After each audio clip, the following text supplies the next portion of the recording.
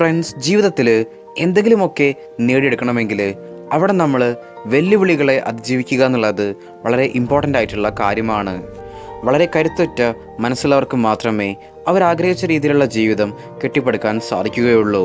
എങ്ങനെയാണ് നമ്മളുടെ മനസ്സ് വളരെ കരുത്തുറ്റതായിട്ട് മാറുന്നത്? അത് നമ്മളുടെ ലിമിറ്റേഷൻസിനും അപ്പുറത്തുള്ള പ്രതിസന്ധികളിലൂടെ നമ്മൾ കടന്നു പോകുമ്പോഴാണ്.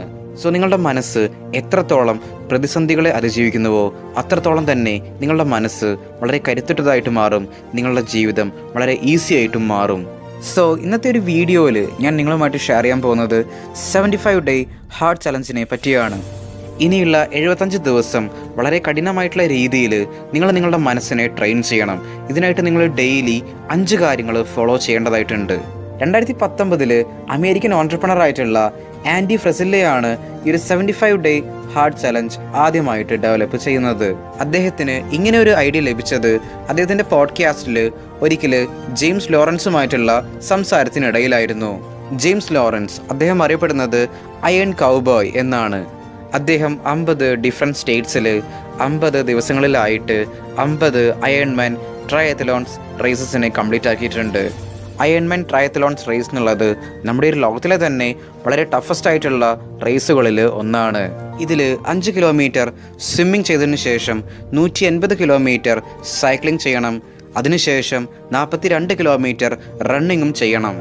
ഇത്തരത്തിലുള്ള ഒരു റേസ് ജെയിംസ് ലോറൻസ് ഒന്നല്ല രണ്ടല്ല തുടർച്ചയായ 50 ദിവസങ്ങൾ ചെയ്ത് വളരെ സക്സസ്ഫുൾ ആയി കംപ്ലീറ്റ് ആക്കി.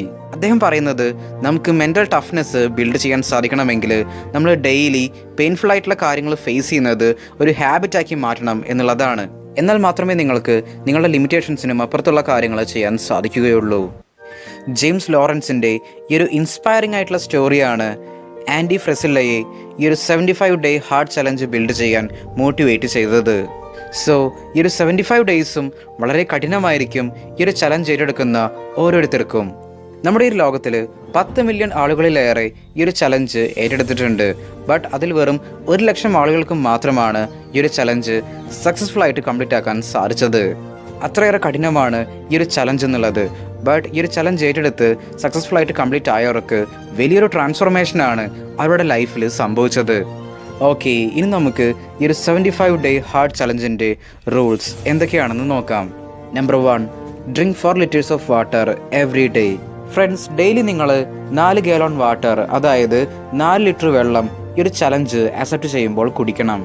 ഇതെന്നുള്ളത് വളരെ ഇമ്പോർട്ടൻ്റ് ആയിട്ടുള്ള ഒരു റൂളാണ്. സ്റ്റഡീസ് പറയുന്നത് 75% ഇന്ത്യൻസും ഡീഹൈഡ്രേറ്റഡ് ആണ് എന്നുള്ളതാണ്. സോ ഈ ഒരു ഡീഹൈഡ്രേഷൻ സംഭവിക്കുന്നത് കൊണ്ട് തന്നെ നമ്മുടെ ബ്രെയിനിൻ്റെ ഫങ്ഷണാലിറ്റി കുറയുന്നു. ഇത് നമ്മളുടെ ഫോക്കസ്, കോൺസെൻട്രേഷൻ എന്നിവ കുറയാൻ കാരണമാകും. സോ ഈ ഒരു ചലഞ്ചിൻ്റെ ഫസ്റ്റ് നമ്മളുടെ ബോഡി ആൻഡ് മൈൻഡിൻ്റെ ബേസിക് റിക്വയർമെൻറ്റ്സ് നമ്മൾ കംപ്ലീറ്റ് ചെയ്യണം. സോ ഇതിനായിട്ട് നിങ്ങൾ 1 ലിറ്ററിൻ്റെ വാട്ടർ ബോട്ടിൽ എപ്പോഴും നിങ്ങളുടെ അടുത്ത് വയ്ക്കുക. കുറച്ച് വെള്ളം നിങ്ങൾ കുടിക്കുക.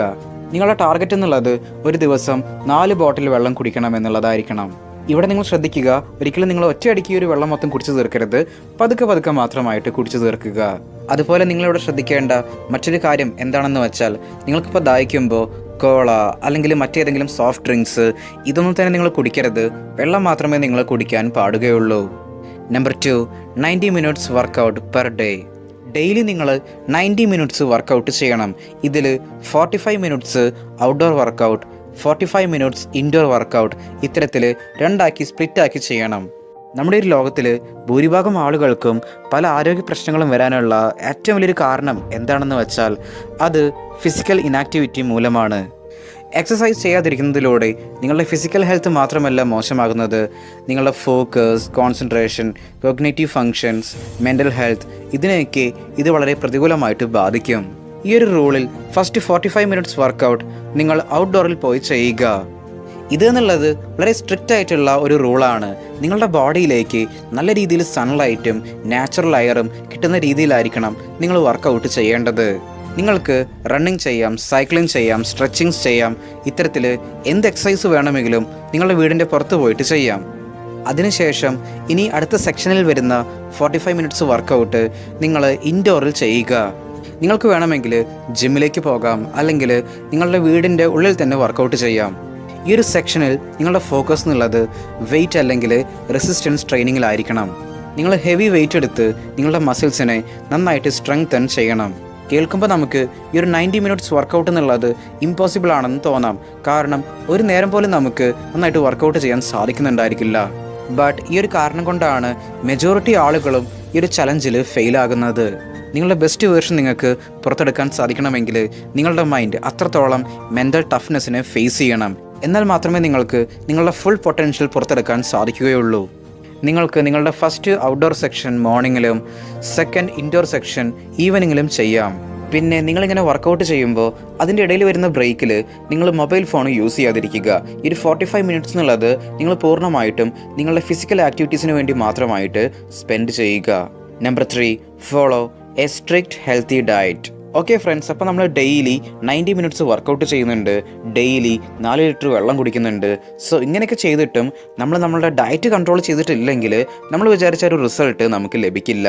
സോ ഇനിയുള്ള 75 ഡേയ്സിൽ നിങ്ങൾ ജങ്ക് ഫുഡ്സ്, പാക്കറ്റ് ഫുഡ്സ് ഇതൊക്കെ അവോയ്ഡ് ചെയ്ത് വളരെ ഹെൽത്തി ആയിട്ടുള്ള ഫുഡ് ഐറ്റംസ് കൺസ്യൂം ചെയ്യണം. ഇതിനായിട്ട് നിങ്ങൾ ഡിഫറെൻ്റ് ആയിട്ട് ഒന്നും തന്നെ ചെയ്യേണ്ട ആവശ്യമില്ല. ജസ്റ്റ് നിങ്ങളുടെ വീട്ടിലുണ്ടാക്കുന്ന ഭക്ഷണം തന്നെ കഴിച്ചാൽ മതി. പിന്നെ നിങ്ങൾ കാർബോഹൈഡ്രേറ്റ് കുറച്ച് പ്രോട്ടീൻസ്, ന്യൂട്രിയൻസ് ഇറങ്ങിയിട്ടുള്ള ഫുഡ് ഐറ്റംസ് കൂടുതലായിട്ടും കൺസ്യൂം ചെയ്യുക.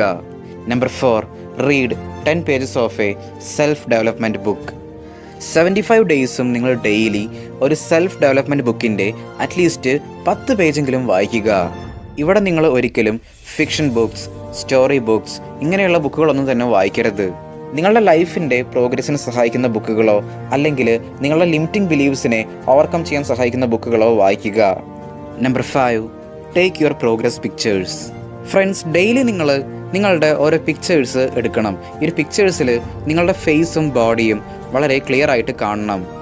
ഇവിടെ നമ്മൾ എന്തിനാണ് ഇങ്ങനെ ഫോട്ടോസ് എടുക്കുന്നത് എന്ന് വെച്ചാൽ ഈ ഒരു 75 ഡേ ഹാർഡ് ചലഞ്ചിൽ നിങ്ങളുടെ മുഴുവൻ ജേണിയും നിങ്ങൾ ട്രാക്ക് ചെയ്യണം. നിങ്ങൾ എടുക്കുന്ന ഓരോ ഫോട്ടോസും ഓരോ പ്രൂഫാണ് നിങ്ങൾ ഈ ഒരു ചലഞ്ചിൽ സക്സസ്ഫുൾ ആയിട്ട് മുന്നോട്ട് പോകുന്നുണ്ട് എന്നുള്ളത്. അറ്റ് ദി എൻഡ് നിങ്ങൾക്ക് തന്നെ നിങ്ങളുടെ സെൽഫിനെ സ്വയം കമ്പയർ ചെയ്യാൻ സാധിക്കും. നിങ്ങൾ എങ്ങനെയായിരുന്നു ഉണ്ടായിരുന്നത്, നിങ്ങളിപ്പോൾ എവിടെ എത്തി എന്നുള്ളത്. ഓക്കെ ഫ്രണ്ട്സ്, ഇനി നമുക്ക് ഈ ഒരു 75 ഡേ ഹാർഡ് ചലഞ്ചിൻ്റെ ഏറ്റവും ഇമ്പോർട്ടൻ്റ് ആയിട്ടുള്ള പ്രിൻസിപ്പിളിനെ പറ്റി നോക്കാം. അതാണ് നോ ചീറ്റിംഗ്. ഈ ഒരു 75 ഡേയ്സിലും നിങ്ങൾ യാതൊരു വിധത്തിലുള്ള ചീറ്റിങ്ങും ചെയ്യാൻ പാടില്ല. യാതൊരു വിധത്തിലുള്ള എക്സ്ക്യൂസുകളും മുന്നോട്ട് വയ്ക്കാൻ പാടില്ല. നിങ്ങൾക്ക് നൽകിയിട്ടുള്ള ടാസ്ക് എന്താണോ അത് ചെയ്യണമെന്നുള്ള ആ ഒരു ഒറ്റ ലക്ഷ്യം മാത്രമായിരിക്കണം നിങ്ങളുടെ മനസ്സിൽ ഉണ്ടാവേണ്ടത്. ഈ ഒരു 75 ഡേയ്സിൽ ആൽക്കഹോൾ, ഡ്രിങ്കിങ്, സ്മോക്കിംഗ് തുടങ്ങിയിട്ടുള്ള ഇത്തരത്തിലുള്ള എല്ലാ ശീലങ്ങളെയും നിങ്ങൾ പൂർണ്ണമായിട്ടും കിറ്റ് ചെയ്യണം. അതുപോലെ പോൺ, മാസ്റ്റർബേഷൻ തുടങ്ങിയിട്ടുള്ള ഈ ശീലങ്ങളെയും നിങ്ങൾ ഒഴിവാക്കണം. ആൻഡ് മൂവീസ് കാണുന്നത്, വെബ് സീരീസ് കാണുന്നത്, TV ഷോസ് കാണുന്നത്, ഇത്തരത്തിലുള്ള എല്ലാ എൻ്റർടൈൻമെൻ്റ് ആയിട്ടുള്ള കാര്യങ്ങളെയും നിങ്ങൾ അവോയ്ഡ് ചെയ്ത് വളരെ ഡിസിപ്ലിൻഡ് ആയിട്ടുള്ള ഒരു ലൈഫായിരിക്കണം ഈ ഒരു 75 ഡേയ്സും നിങ്ങൾ ഫോളോ ചെയ്യേണ്ടത്. ഈ പറഞ്ഞ കാര്യങ്ങളിൽ നിങ്ങൾ ഏതെങ്കിലും ഒന്ന് മിസ്സാക്കിയിട്ടുണ്ടെങ്കിൽ നിങ്ങൾ ഈ ഒരു ചലഞ്ചിൽ ഫെയിലായി വീണ്ടും റീസ്റ്റാർട്ട് ചെയ്യേണ്ടതായിട്ട് വരും. അതായത് 90 മിനിറ്റ്സ് വർക്കൗട്ട്, റീഡിങ് ഇതിലേതെങ്കിലും ഒന്ന് മിസ്സാക്കിയിട്ടുണ്ടെങ്കിൽ, അതുപോലെ പോൺ, മാസ്റ്റർബേഷൻ, ഡ്രിങ്കിങ്, സ്മോക്കിംഗ് ഇതിലേതെങ്കിലും ഒന്ന് ചെയ്തിട്ടുണ്ടെങ്കിൽ നിങ്ങളുടെ ആ ഒരു സ്ട്രീക്ക് അവിടെ എൻഡാകും. സോ നിങ്ങളുടെ സ്ട്രീക്ക് എൻഡായിട്ടുണ്ടെങ്കിൽ നിങ്ങൾ ഡേ 1 നിന്ന് വീണ്ടും റീസ്റ്റാർട്ട് ചെയ്യേണ്ടതായിട്ട് വരും. ഈ ഒരു ചലഞ്ച് നിങ്ങൾക്ക് സക്സസ്ഫുൾ ആയിട്ട് കംപ്ലീറ്റ് ആക്കാൻ സാധിക്കണമെങ്കിൽ extremely high dedication and high discipline അത്യാവശ്യമാണ്. നിങ്ങൾ ഈ ഒരു ചലഞ്ച് സ്റ്റാർട്ട് ചെയ്ത 1 to 25 ഡേയ്സ് എന്നുള്ളത് നിങ്ങൾക്ക് വളരെ അൺബെയറബിൾ ആയിട്ട് തോന്നും. അതായത് നിങ്ങൾ വളരെ ടയേർഡായിട്ട് മാറും. നിങ്ങളുടെ മനസ്സിലും ശരീരത്തിലും ഒരുപാട് പെയിൻ അനുഭവപ്പെടും. അതുപോലെ ഹെൽത്തി ആയിട്ടുള്ള ഫുഡ് മാത്രം കഴിച്ച് നിങ്ങൾ വളരെ ബോറടിക്കും. സോ ആ ഒരു സമയത്ത് പുറത്തു പോയിട്ട് കഴിക്കാം, ജങ്ക് ഫുഡ് കഴിക്കാം, ഇത്തരത്തിലുള്ള ഒരുപാട് തോട്ട്സ് നിങ്ങളുടെ മനസ്സിലേക്ക് വന്നുകൊണ്ടേയിരിക്കും. കൂടുതലും നിങ്ങൾ വെള്ളം കുടിക്കുന്നത് കൊണ്ട് തന്നെ നിങ്ങൾക്ക് ഇടയ്ക്കിടയ്ക്ക് ടോയ്ലറ്റിൽ പോകാനുള്ള ടെൻഡൻസി ഉണ്ടായിരിക്കും. ഡെയിലി നിങ്ങൾ 90 മിനിറ്റ്സ് വർക്കൗട്ട് ചെയ്യുന്നത് കൊണ്ട് തന്നെ പിറ്റേ ദിവസം നിങ്ങൾക്ക് രാവിലെ നിങ്ങളുടെ ബെഡിൽ നിന്ന് എണീക്കാൻ സാധിച്ചു എന്ന് പോലും വരില്ല. ഇനി ഡേ 26 to 50 വരെ നിങ്ങൾക്ക് ഈ ഒരു ചലഞ്ച് വളരെ അൺകംഫർട്ടബിൾ ആയിട്ട് തോന്നും. ഈ ഒരു ടൈം പീരീഡിലാണ് 80% ആളുകളും ഈ ഒരു ചലഞ്ച് ഗീവ് അപ്പ് ചെയ്യുന്നത്. ഈ ഒരു സമയത്ത് നിങ്ങൾക്ക് വർക്കൗട്ട് ചെയ്യാനുള്ള മോട്ടിവേഷനേ ഉണ്ടായിരിക്കില്ല. ബുക്ക് വായിക്കുമ്പോൾ നിങ്ങൾക്ക് ഉറക്കം വരും. നിങ്ങൾ കഴിക്കുന്ന ഫുഡ് നിങ്ങൾക്ക് തീരെ ടേസ്റ്റ് ഇല്ലാതെ തോന്നും. ഇങ്ങനെയൊക്കെ ആണെങ്കിലും നിങ്ങൾ ഒരിക്കലും ഇവിടെ ഗീവ് അപ്പ് ചെയ്യരുത്. സ്വയം പുഷ് ചെയ്ത് മുന്നോട്ട് പോകണം. ഇനി ഡേ 51 ടു 75 എന്നുള്ളത് നിങ്ങൾ അൺസ്റ്റോപ്പബിൾ ആയിരിക്കും. നിങ്ങൾക്ക് പതുക്കെ ഒരു മൊമെൻറ്റം ഇവിടെ ലഭിക്കും. നിങ്ങൾ 75 ഡേയ്സിൻ്റെ അടുത്തേക്ക് എത്താറാകുമ്പോൾ തന്നെ നിങ്ങളുടെ ധൈര്യം കൂടും, നിങ്ങളുടെ കോൺഫിഡൻസ് വർദ്ധിക്കും, നിങ്ങൾ അൺസ്റ്റോപ്പബിൾ ആയിട്ട് മാറും. സോ നിങ്ങളുടെ ബെസ്റ്റ് വേർഷൻ നിങ്ങൾക്ക് പുറത്തെടുക്കാൻ സാധിക്കും. സോ നിങ്ങൾ ഈ ഒരു ചലഞ്ച് ആക്സെപ്റ്റ് ചെയ്യാൻ തയ്യാറാണോ? താഴെ കമൻറ്റ് ചെയ്യുക. സോ ഇത്രയും പറഞ്ഞുകൊണ്ട് നമ്മൾ ഇന്നത്തെ ഒരു വീഡിയോ ഇവിടെ വൈൻഡപ്പ് ചെയ്യുകയാണ്. Stay strong, stay positive, stay motive.